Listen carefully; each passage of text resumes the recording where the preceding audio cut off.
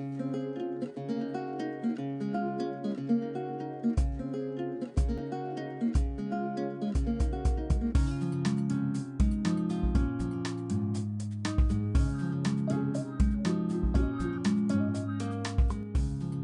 guys, how you doing? Welcome back to the Junk Food Zombie channel. Today I'm loading up some self-defense rounds with the AR-15.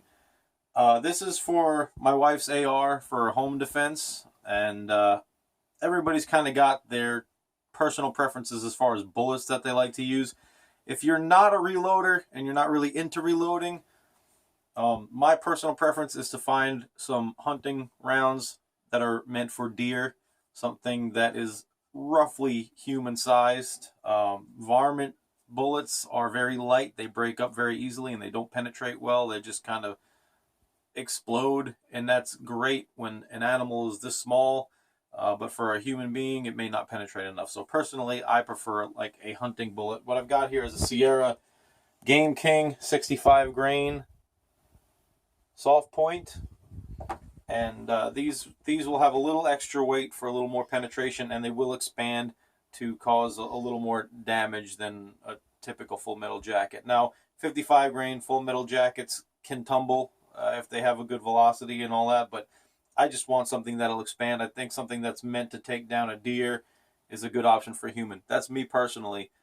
If you decide to reload your own ammo, do your research on what you think would work for you. If you are going to load it, make sure you're pretty good with reloading. This isn't something you want to do when you're just starting off reloading.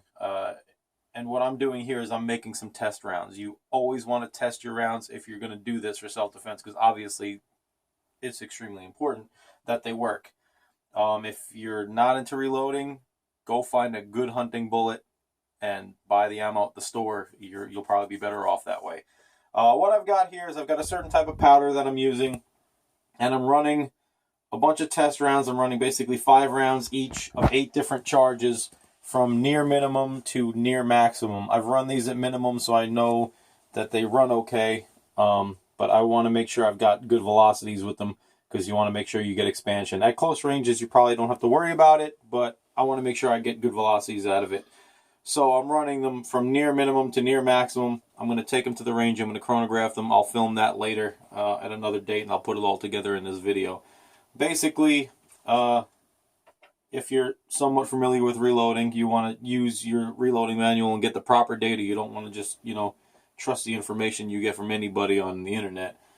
And when you're doing these test rounds and when you're loading the final rounds, this isn't the type of thing I like to load straight up on a progressive press and trust the powder measure to be accurate. I like to weigh these. So what I'm doing is I'm taking my powder measure here, and I know I'm close with this, and I'm just trickling them with the powder trickler. I get this one to charge real close, and I'll just trickle these charges until I get where I want to be. Now that just went through 21.4 pretty quickly. Now it bounced back and forth. So I'm going to dump just a tiny bit. I want to make sure that I'm not over. I'm trying to keep these precise. I'm not at maximum with this, so I'm not particularly worried about that.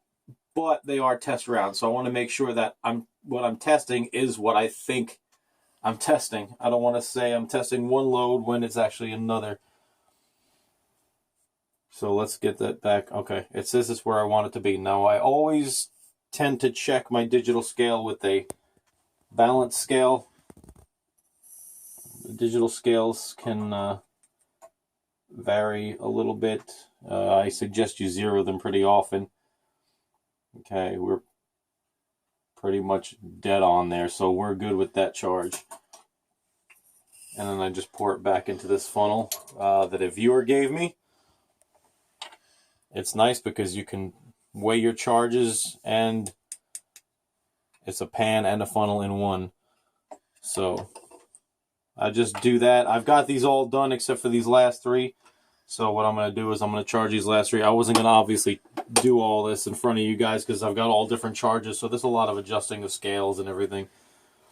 And we'll do these 3, and then I'll show you what I do after that. All right. That's the last one. Now that I've got them all charged, I've got the bullets in the tray here. Now these are those Game Kings. I hope the camera will focus on it. They don't need to be a boat tail. These just happen to be boat tails. I'm not going for long range accuracy. For the distances that these would be used, whether it's a boat tail or not, doesn't really matter. So I'll just take this round. I will put it in the press over here.